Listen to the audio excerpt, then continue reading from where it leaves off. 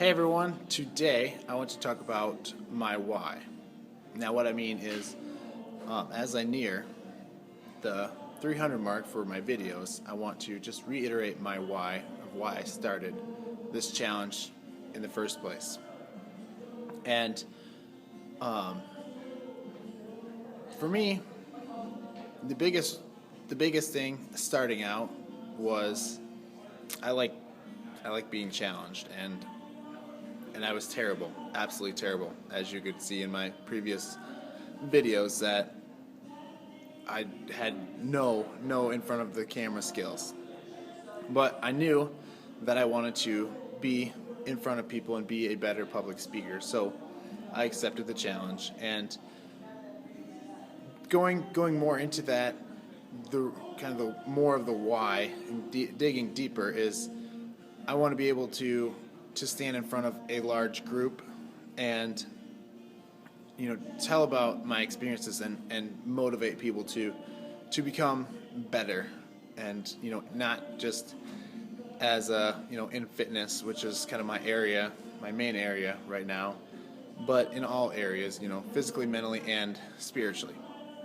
And one of my long-term, I guess, goals is to speak at a graduation ceremony and just give my knowledge or lessons or whatever you want to call it to those graduating and those listening. So that's one of the reasons why. But short term, I want to impact young adults through coaching and through my experiences, because I feel like I've had a lot of experiences.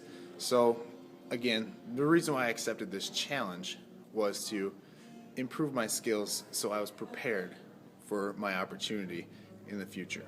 Now, I would suggest to each of one of you that if you don't really know the why you joined this challenge, I would suggest you figure that out. And the reason is because on those days where you're just like, I could just not do this and it'd be okay, your why is what keeps you going.